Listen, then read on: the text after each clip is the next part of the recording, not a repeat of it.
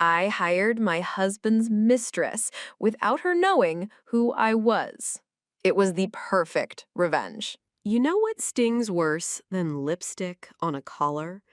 Seeing it show up as a $412 dinner charge on your shared Amex at a place you haven't been to since your anniversary 3 years ago. That's exactly what I told my therapist the morning after everything cracked wide open. She kept her poker face, of course, but I caught it. That tiny flicker, that microscopic twitch of, oh, damn. Even the pros don't expect the kind of eerie calm that comes from a woman who's just been gutted by betrayal, but won't let it burn her life down. Name's Delaney Whitmore. And to be honest, telling this story still makes my skin crawl. Just 3 months ago, I thought I had it all. 15 years of marriage to Curtis, the man I believed I was building something real with. We had a house, memories, laughs, a rhythm.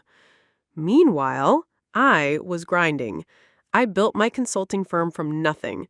Nights, weekends, missed birthdays, until it became something worth talking about. 27 employees, a damn legacy. Curtis always acted like he was proud of me, like he rooted for my wins. Looking back, I should have seen the cracks.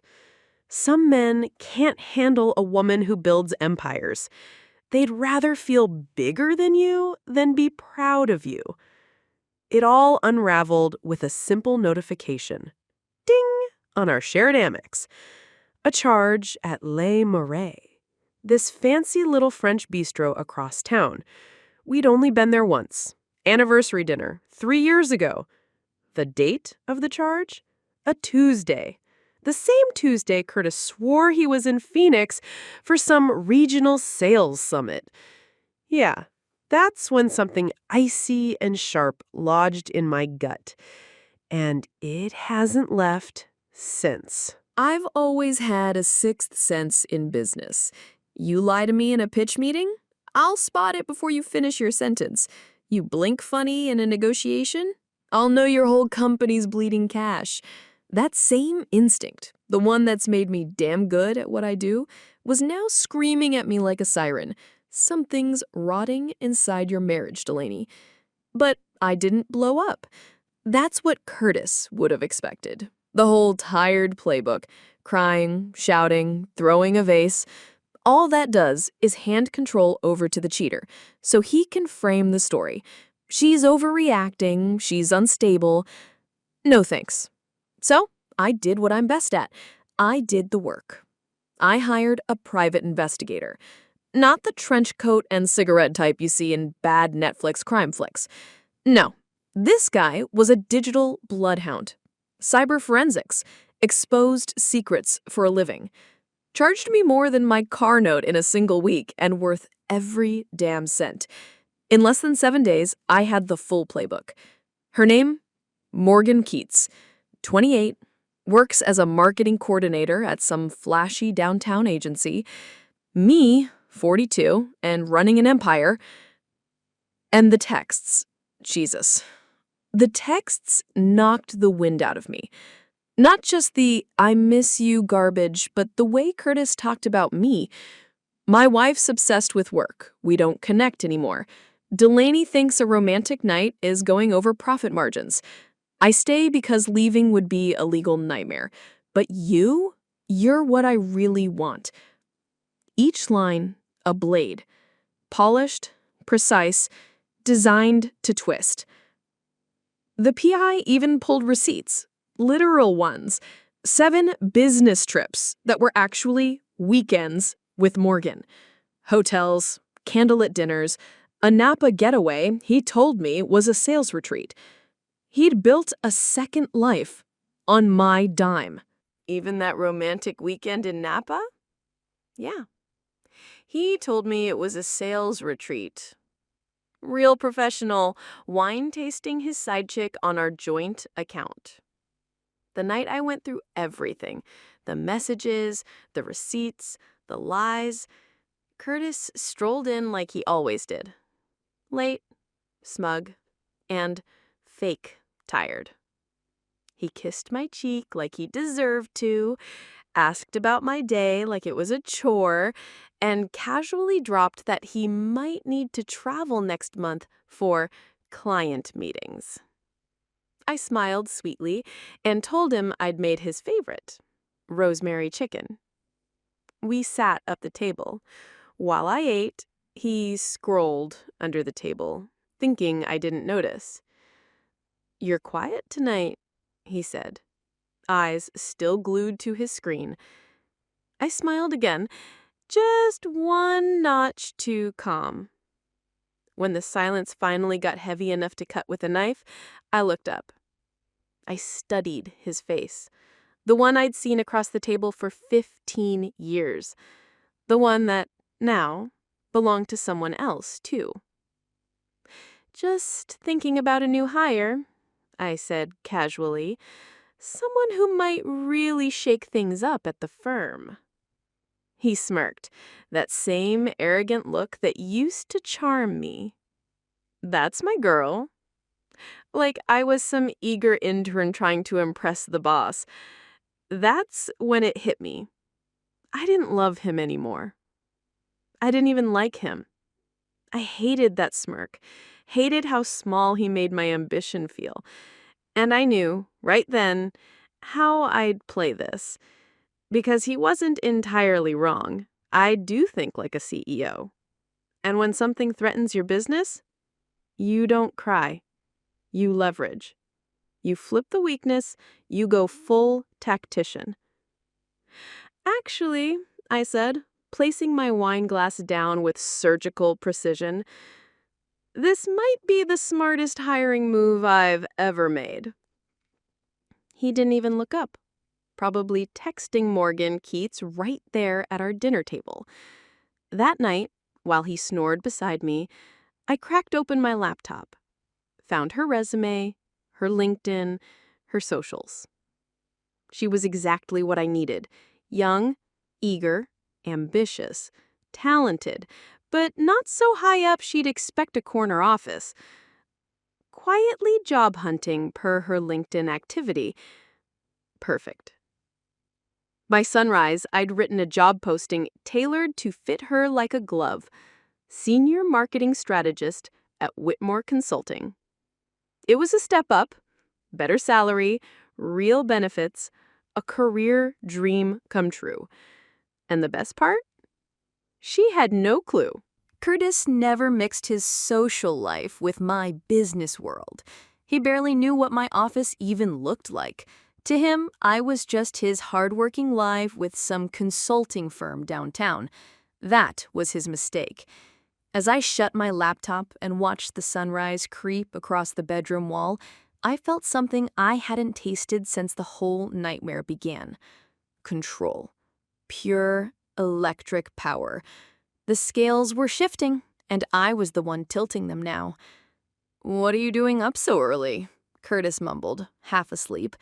I turned to him with the sweetest damn smile I could fake. "Just getting everything in place for what's coming." The bait worked.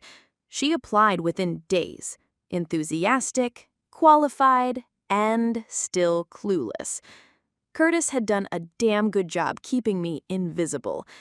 In Morgan's head, I was probably just a faceless obstacle, the boring, workaholic wife who'd be out of the picture soon enough. The first time I laid eyes on her in real life was at the final interview. I watched from behind the one-way mirror in the conference room while my exec team grilled her. My heart was pounding so loud I thought someone might actually hear it. And yeah, she was beautiful. Of course she was. Younger than me, with that bright-eyed, bulletproof kind of confidence you only have before life really screws you. Glossy dark bob, sleek designer outfit, definitely living above her income bracket.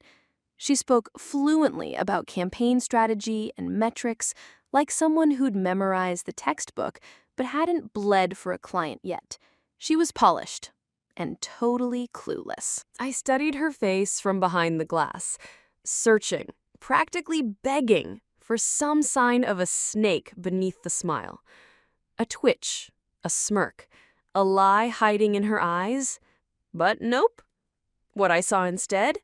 Real drive, sharp intelligence, ambition that hadn't yet been warped by office politics or heartbreak. For a split second, just one, I almost felt bad for her. Almost. She's exactly what we need for the Anderson account, my VP of Ops said after the interview. When can she start?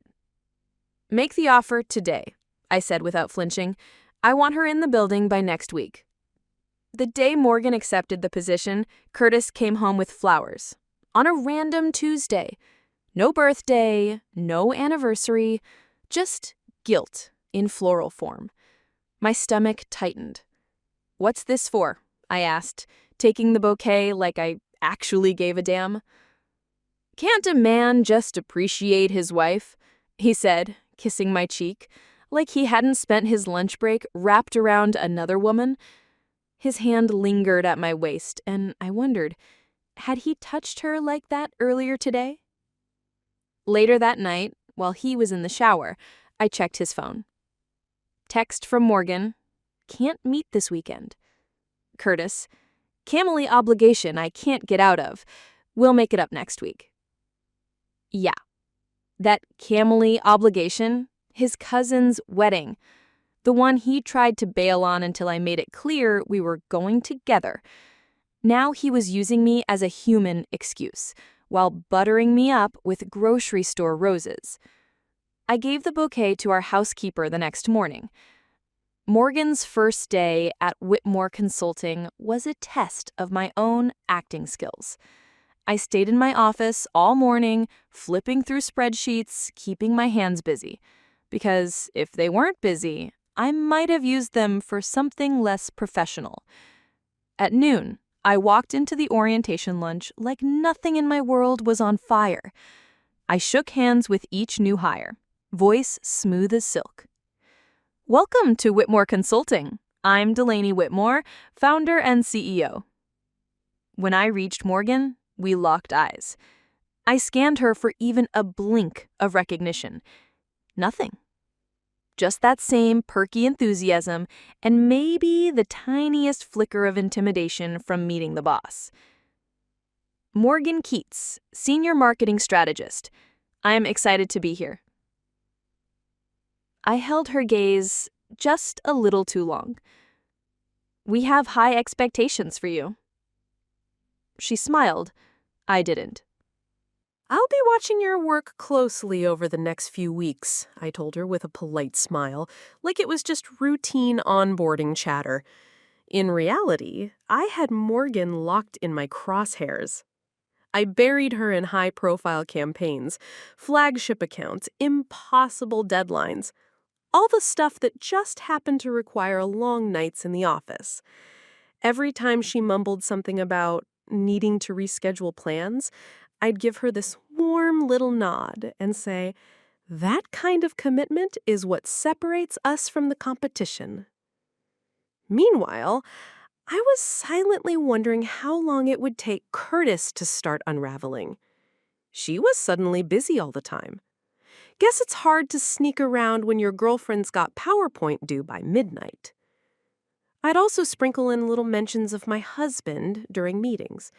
Just casual stuff. Oh, my husband and I were at that restaurant soft opening last month. Or, yeah, my husband's firm uses that vendor too. Never said his name. I didn't need to. All the while I was watching.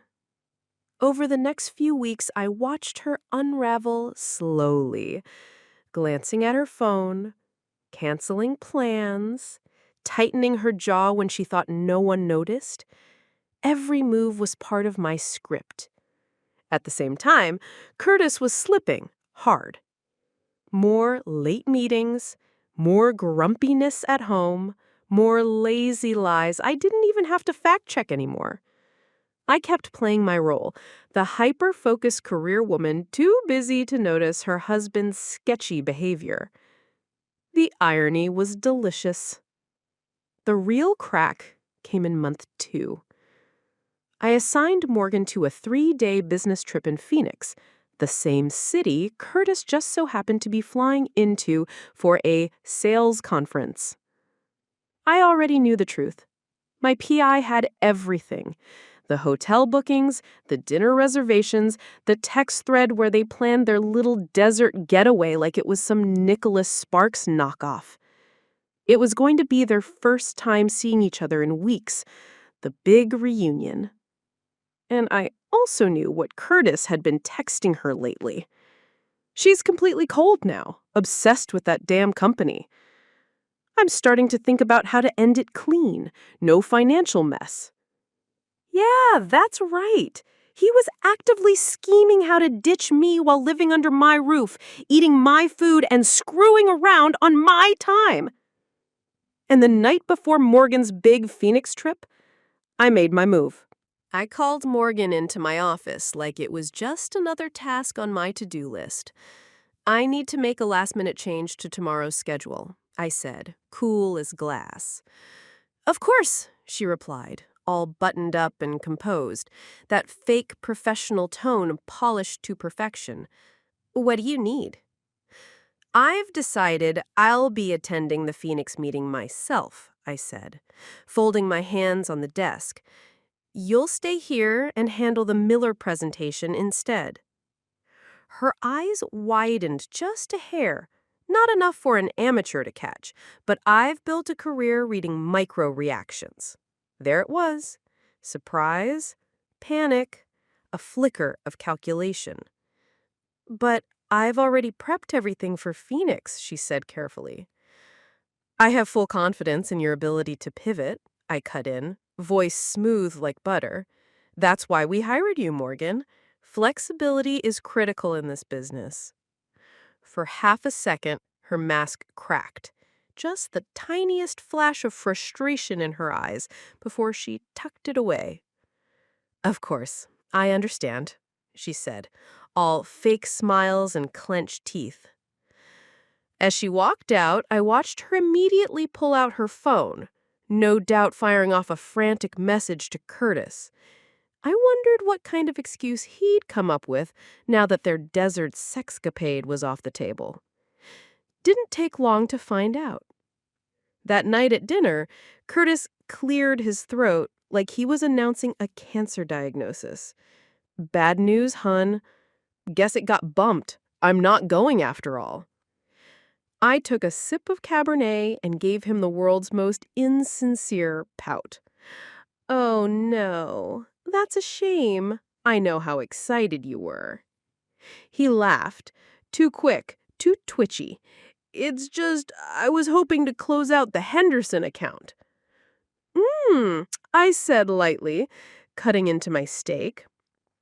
Funny coincidence. I'm actually flying out to Phoenix myself tomorrow, taking over a client meeting one of our new hires was supposed to lead. The fork stopped halfway to his mouth. You are? I nodded. Last-minute change. Business is unpredictable like that. That wasn't the only time I checked. Watching their texts become more strained by the day became part of my routine. Morgan, this is the 3rd time you've canceled, starting to feel like I'm not a priority. I stared at my reflection in the mirror and smiled, not sweetly, not sadly, just satisfied. The foundation was cracking. The tower was leaning. They thought I was just some quiet little wife who lived in spreadsheets and forgot how to feel. But the truth is, people always underestimate quiet women, right up until they watch them burn the whole damn house down. The second, assuming we're not watching.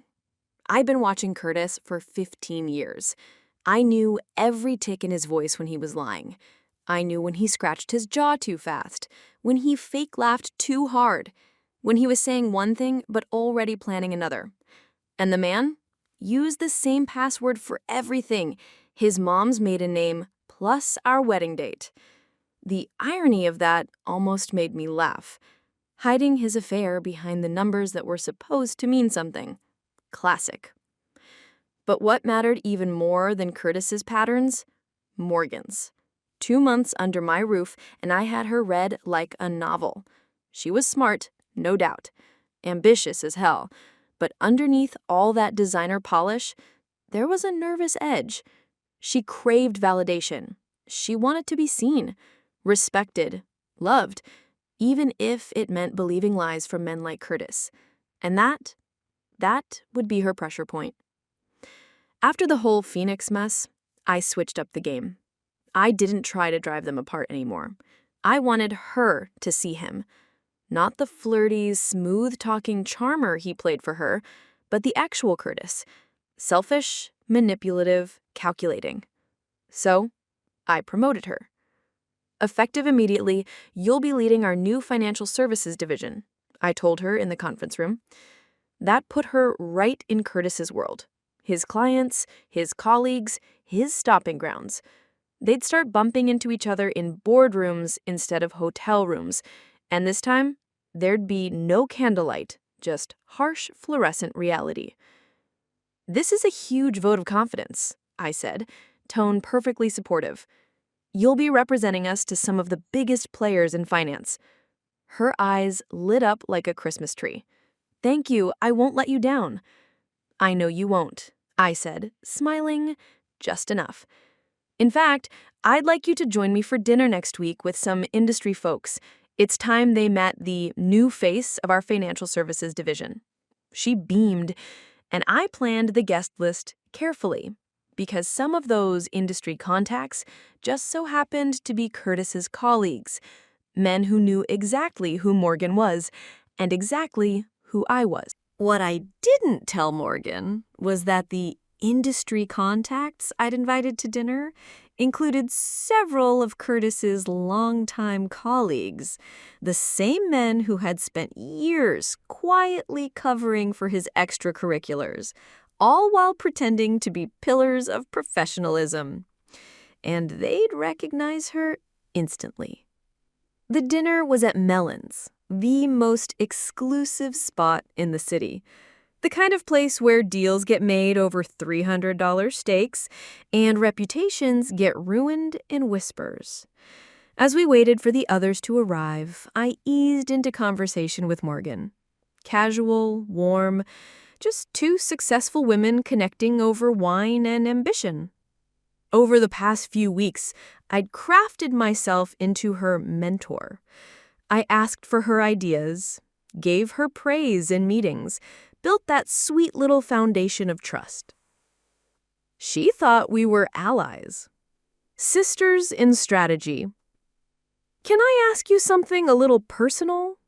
I said, after our second glass of Pinot. Her brows lifted. Of course. I've just noticed you seem a little distracted lately. Like there's something complicated in your personal life. Her cheeks flushed. Bingo.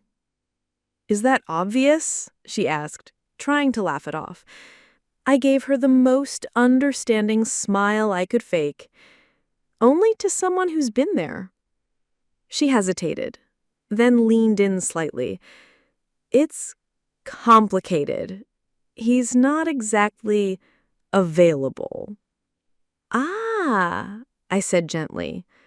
Married. Her eyes went wide, like I'd caught her shoplifting. Don't worry, I said quickly, reassuring her. I'm not judging. Life isn't black and white. She exhaled, relieved. He's really unhappy. Has been for years, she murmured. His wife's so wrapped up in work, she barely sees him anymore. She paused, then added, Sorry, that probably sounds awful, coming from a career woman to her boss who's also... I held up a hand. No offense taken. Every relationship's different. But I've noticed men tend to have a pretty rehearsed narrative when they're chasing something. Or someone they shouldn't. Before she could process that, our guests arrived.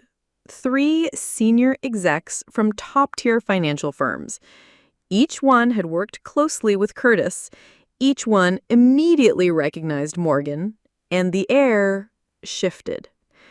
There were some overly hearty handshakes, some forced smiles, and a lot of very careful dodging of certain topics. I steered the conversation like a pro.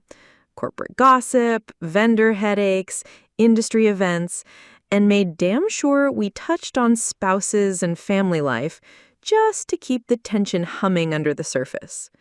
They were squirming. And Morgan? She felt it, but didn't know why. Throughout the dinner, I'd casually dropped mentions of my husband, never by name, just enough detail to make those men at the table squirm. And squirm they did. I'd say something like, "My husband and I just wrapped up a renovation. His company handled the vendor side."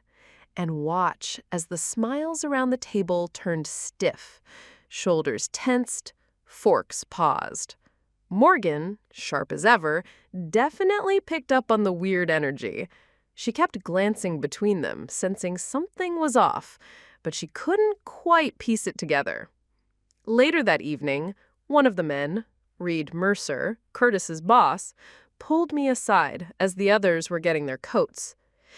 "Delaney," he said, lowering his voice, "I've got to ask, does Curtis know you've hired his—" He stopped, realized he was standing in a minefield.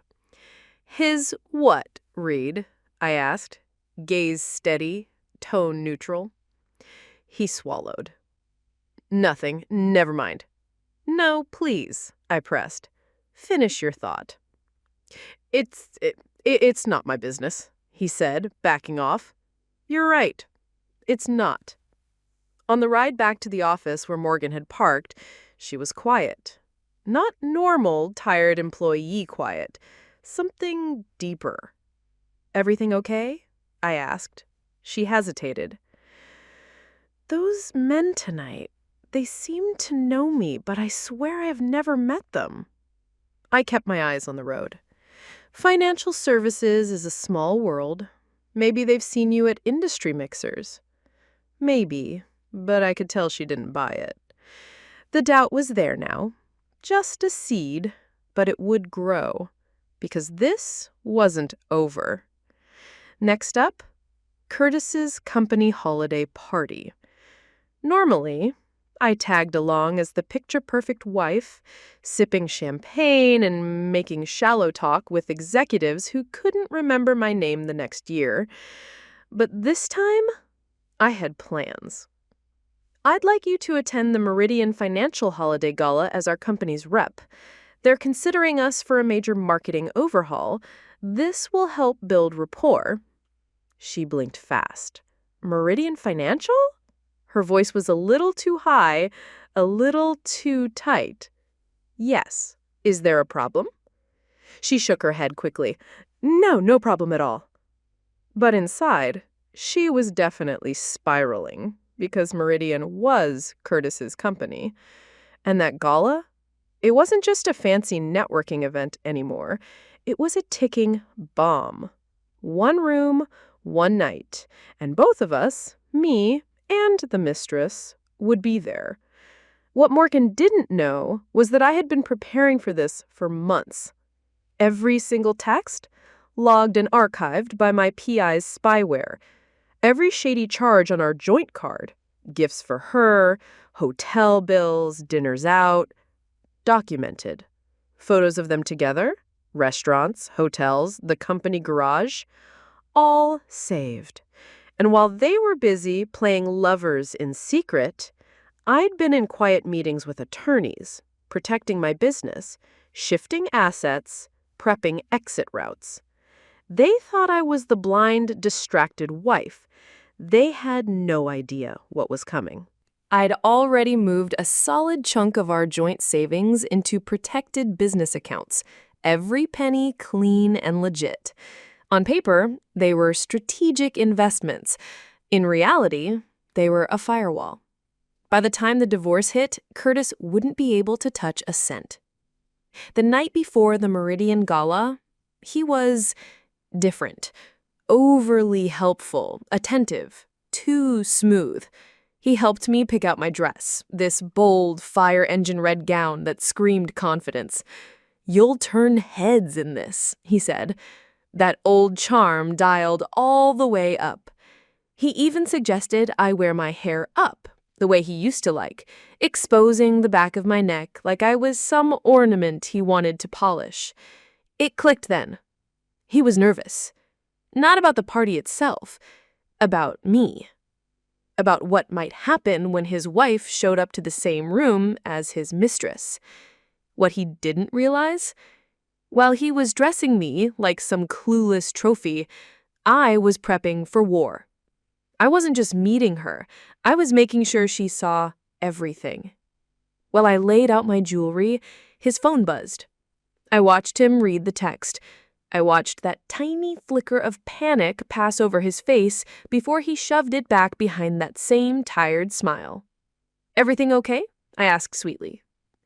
"Yeah, just work stuff. Always something." Too fast, too fake. He headed to the shower. I grabbed the phone. Text from Morgan. "I have to attend your company party tomorrow night. For work. What are we going to do?" Curtis replied, "Don't worry. My wife will be across the room. We'll barely interact. Just act professional. She won't suspect anything." I placed the phone exactly where I'd found it, then went back to choosing my earrings. The scene was set. Every actor in place. The spotlight ready. Tomorrow was just going to be a party. It was going to be the reveal. And the beauty of it? Neither of them had a clue. While they were playing games in the shadows, I had been building the perfect stage. Every ounce of heartbreak, every drop of rage, I had turned it into strategy, into silence, into precision. They thought I was blind. They were about to learn just how wrong they were. They thought I was just another work-obsessed wife, too busy chasing contracts to notice her husband was slipping out the back door.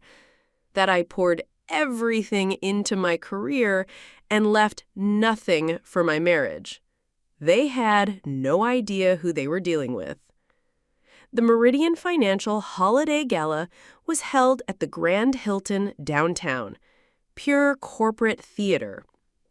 Champagne towers, ice sculptures. Lavish enough to distract from the fact that their profits were circling the drain. I walked in on Curtis's arm, every inch the glowing, supportive wife. Red dress hugging all the right curves. Hair swept up just how he liked. Lipstick like war paint. His hand was sweaty. "You look incredible tonight," he said, for the third time since we left the house. "Everyone's going to be jealous I'm with you." I smiled and touched his cheek. "That's sweet, but come on, we both know I'm the lucky one." His face twitched just slightly. Guilt? Fear? Probably both. "Let's grab a drink," he mumbled, already sliding toward the bar.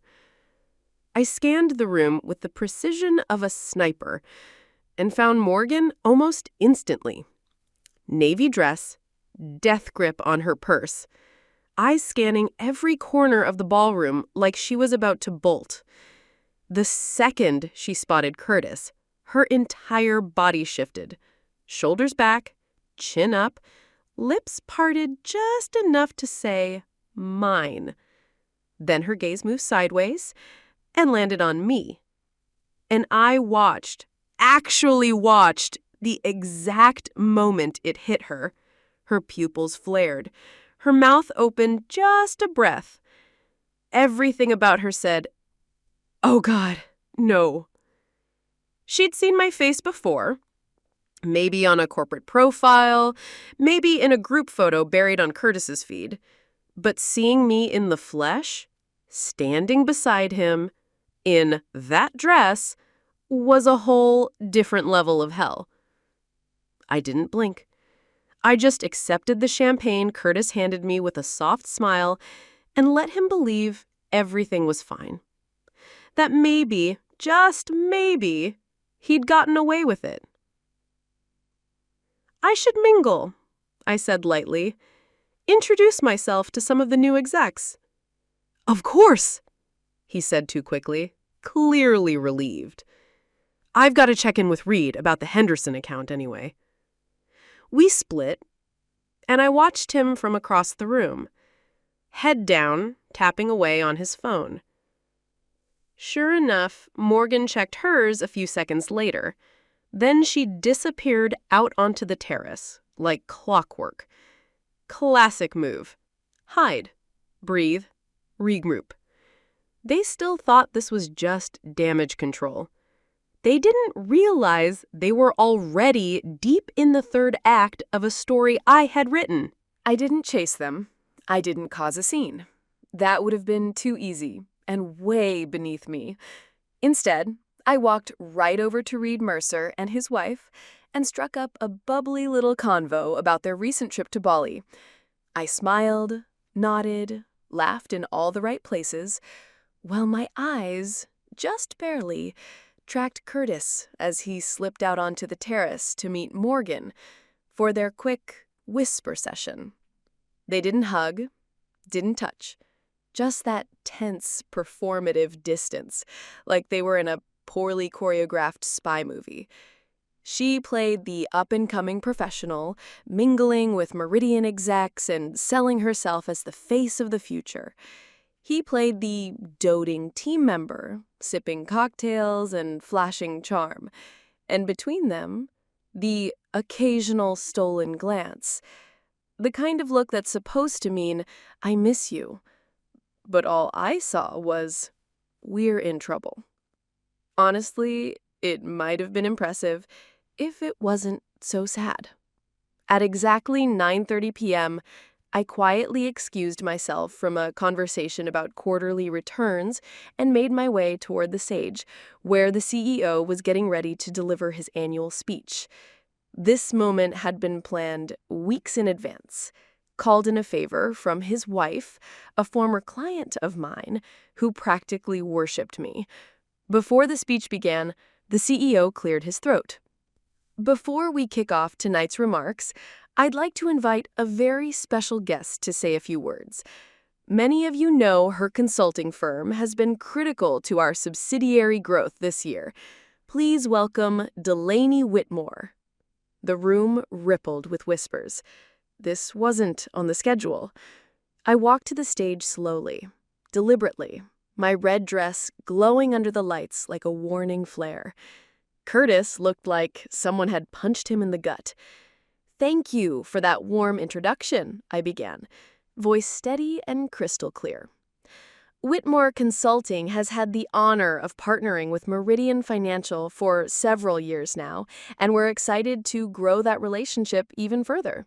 I paused, scanned the crowd, found them both. Curtis, pale, twitching. Morgan, motionless, eyes wide. Perfect. In fact, I said, smiling, we've recently welcomed a remarkable new talent to our team, a marketing strategist I believe will redefine how financial institutions engage with modern clients. I turned slightly toward the audience. Morgan Keats, would you please join me on stage? The entire room froze. Morgan stood there, paralyzed, her champagne flute tilting dangerously in her hand. Curtis looked like he'd stopped breathing. Slowly, so painfully slowly, she walked toward the stage. Her professional instincts dragged her up those stairs, even while her personal life unraveled beneath her heels. I extended her hand with a smile so gracious, it almost hurt. Let the show begin. I reached out and took Morgan's hand, with a smile so warm it could have melted steel. Morgan has been an outstanding addition to our team, I said, my voice smooth as glass. Her creativity, her dedication, they've impressed everyone, including me, her direct supervisor. I turned to her, still holding that perfectly pleasant expression. Morgan, Would you like to share a few words about the marketing innovations you're envisioning for firms like Meridian? She was trapped. There was no polite way out, not with a room full of power players staring her down. To her credit, she took the mic with only the slightest tremble in her hands and managed to deliver a short, polished spiel about digital campaigns and client engagement. It wasn't bad, considering her world was actively crumbling beneath her heels. When she finished, I gently took the microphone back. Thank you, Morgan. I feel incredibly lucky to work alongside such talent. Then I paused, just long enough for the weight to settle in the room. Loyalty and honesty are values I hold above all else, both in business and in personal relationships. I scanned the crowd, found Curtis. The man looked like he was sitting in a sauna, sweat pooling along his hairline. Speaking of personal relationships, I added, I'd like to take a moment to acknowledge my husband, Curtis Whitmore. Curtis, where are you, darling? Don't be shy. He raised his hand like it weighed 20 pounds.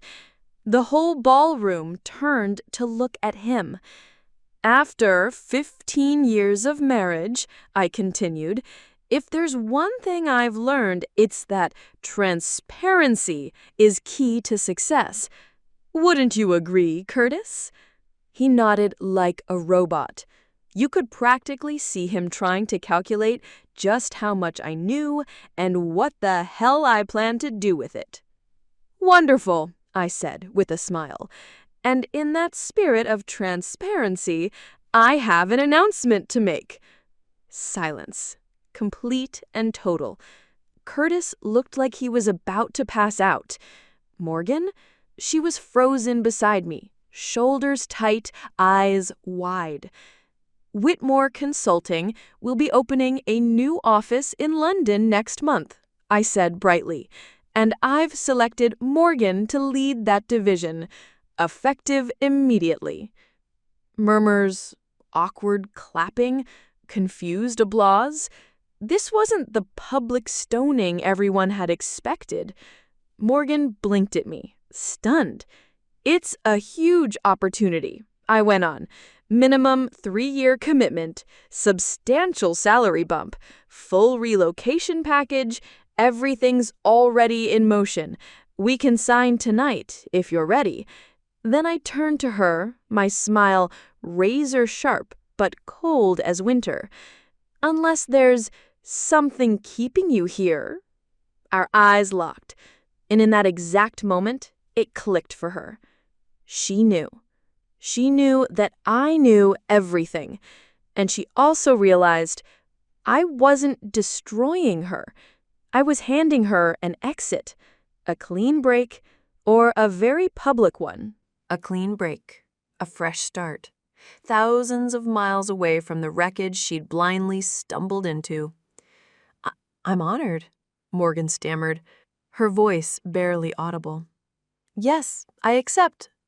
The applause came louder this time, scattered and stunned, like no one was sure what they were clapping for anymore. I took her hand and gave it a firm, camera-ready shake. Perfect. Then I turned back to the crowd. One more announcement, I said casually, as if I were introducing a new policy or quarterly initiative. After careful reflection, I've decided to dissolve my personal partnership while strengthening my professional ones. Across the room, Curtis's face fell apart in real time. I didn't blink. The divorce papers were delivered to our home this afternoon. I trust we'll handle the transition as maturely as possible. Now, I added with a polite smile, please enjoy the rest of your evening. I stepped down from the stage to a wave of thunderous, awkward applause, the kind that's less about celebration and more about, holy hell, what just happened? Reed Mercer was the first to approach me, face caught somewhere between admiration and absolute discomfort. Well, that was quite a statement. Delaney, was it? I gave him the softest, deadliest smile. I believe in handling business and personal matters with clarity. Across the room, Curtis's face was already making his exit, phone glued to his ear, no doubt calling whatever shark he could afford. A few of his colleagues casually edged away from him, already trying to pretend they hadn't known anything. Morgan was still standing on the stage, frozen, like she hadn't yet caught up to what just hit her. When our eyes met again, I gave her a small, tight nod. Not forgiveness. I wasn't there, but acknowledgement. We'd both been playing, and we both knew it. As I turned to leave, she slipped off the stage and hurried to catch up. I didn't know, she said quietly, about you, who you really were. He told you I was cold, distant, obsessed with work, emotionally unavailable. Her face flushed. Yeah? I've read the texts. She looked like she might be sick. The London position is very real, I said matter-of-factly. It's your choice. But before you make it, maybe think long and hard about a man who can lie that easily to both his wife and his mistress. I never wanted to hurt anyone, she whispered. And yet, I said simply. As I turned away, she slipped off the stage and hurried to catch up. Why didn't you just fire me when you found out? I paused. Because that would have been emotional, not strategic. And sometimes the most effective consequences aren't the most obvious ones. I left her standing there, surrounded by silence and stares, and walked through the whispers of Curtis's colleagues, like smoke through a room that had just caught fire. Then I stepped outside, into the cold night air, alone, for the first time in months. And finally, free. I let myself feel it. All of it.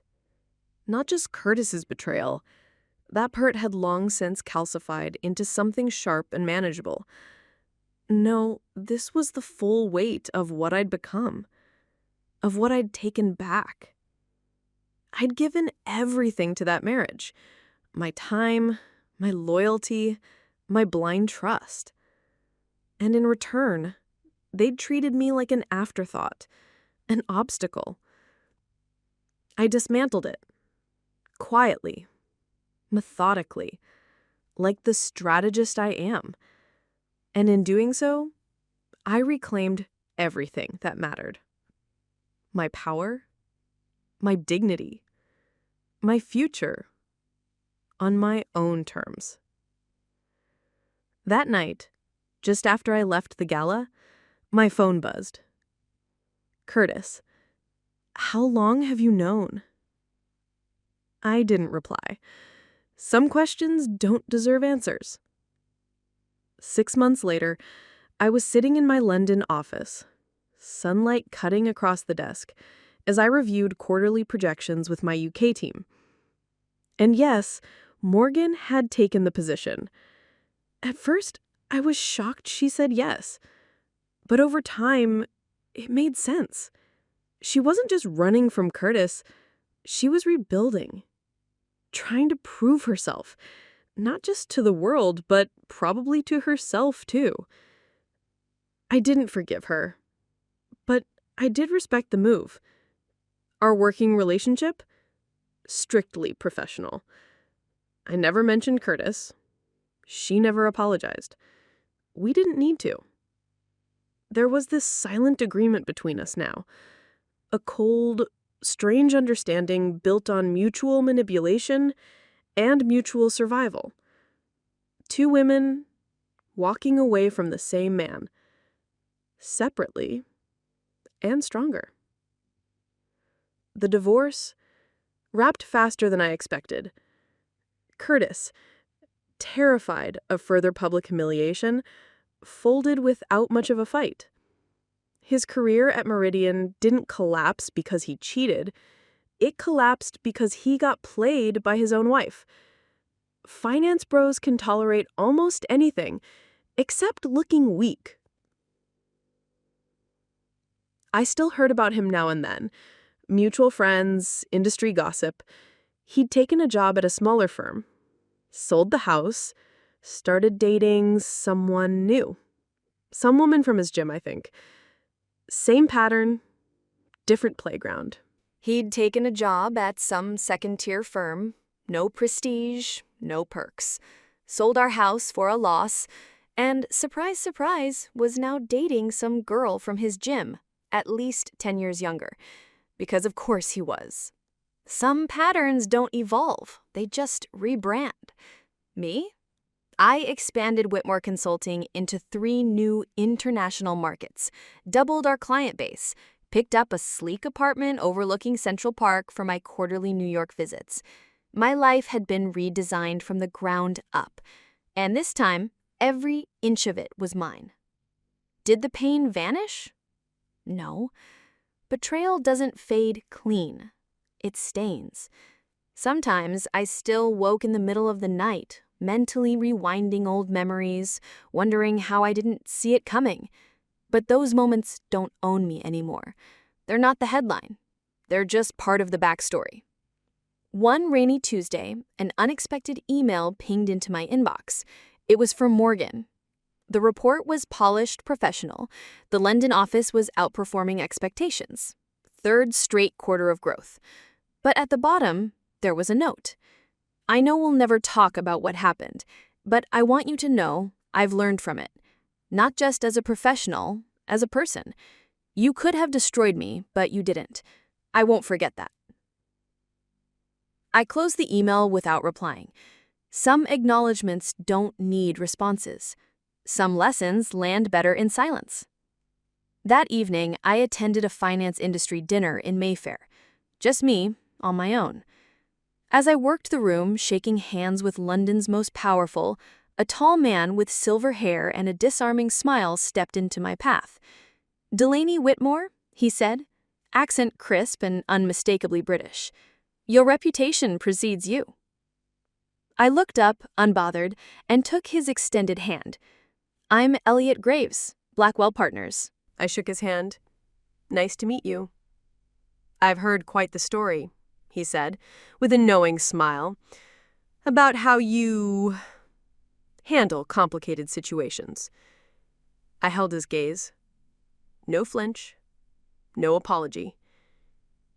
"I believe in turning challenges into opportunities, Mr. Graves.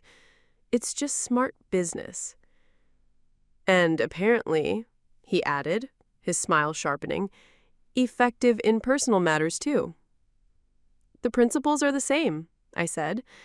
"Assess the situation honestly, respond strategically, not emotionally, and always play the long game." He let out a low, appreciative laugh. "I'd love to hear more about your philosophy, maybe over dinner sometime." 6 months ago, I would have declined on instinct. I was too raw, too bruised to even imagine letting anyone into my orbit again. But standing there, in that room, in that new life, I realized something. I wasn't the woman who'd sat on the edge of her bed, blinking through tears, scrolling through text messages she was never meant to see. That version of me had been blindsided. This version? She'd rebuilt from the wreckage and come back sharper, stronger, and fully in control. "I'd like that," I said. That night, as rain tapped against the windows of my London flat, I sat alone and thought about the twisted, brutal path that brought me here. Hiring my husband's mistress without her knowing who I really was, it had started as a plan born of pain and quiet fury. But in the end, it wasn't really about revenge. It was about taking back the story, my story. A narrative that had been hijacked by lies and secrets. Some people would call what I did vindictive.